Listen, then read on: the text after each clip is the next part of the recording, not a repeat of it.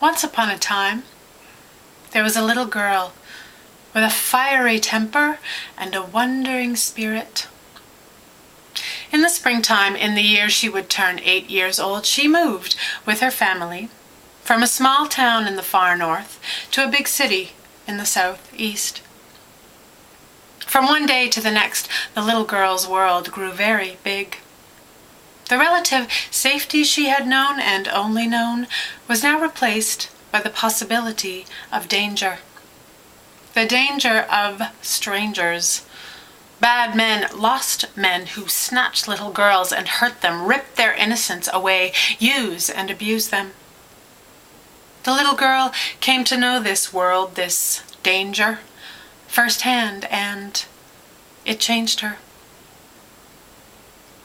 But the little girl kept growing because she had to, and she lived in the world with a wounded heart.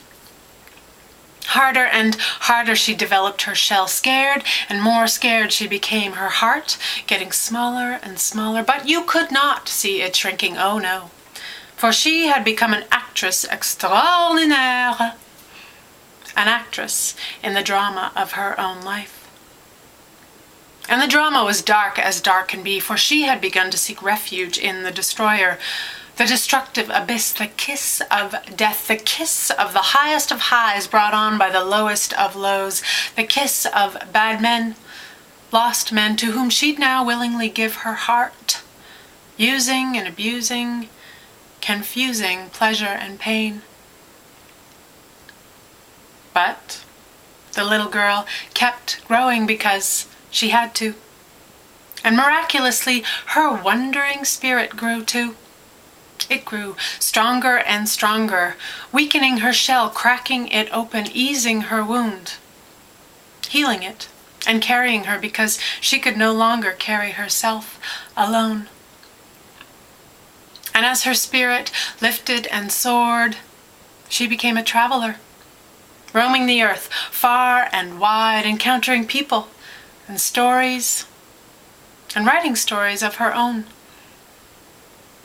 On one particular journey, she found herself in a little village by the sea. She decided to go for a walk. And because her spirits had found their high, high hopes, she liked to climb high, high up on her walks. So she chose the most difficult route.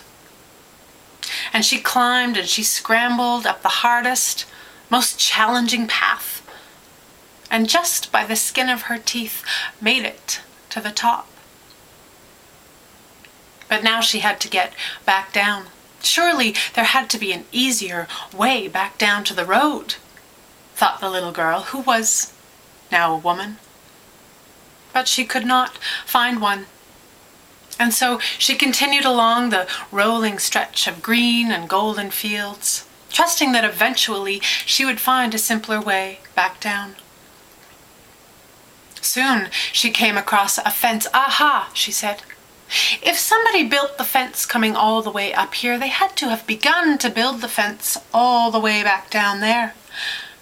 And so she followed the fence down the hill. This proved to be an excellent idea, until she hit the patch of gorse. Gorse is a yellow-flowered shrub that grows in dense patches as tall as the tallest man and as thick as a bear's coat. Gorse leaves form spines, needle-like spikes, sharp and menacing. I must get down to the flat, said the little girl, who was now a very anxious woman. And she began to weave and thread her way through the gorse patch. Soon the gorse became so thick that she was forced to the ground, where the bush grew thin enough to form a crawl space. She lay on her back, completely surrounded by the spiked branches, the flowers creating a soft yellow glow around her. To continue on seemed impossible, but she had come so far, she had made so much progress, that to go back up felt like defeat. Perhaps defeat is not so bad, she thought to herself. Perhaps defeat is better than getting torn to shreds by the spikes. So she climbed back up, out and out, all the way back up to where she'd started, back to the top of the hill.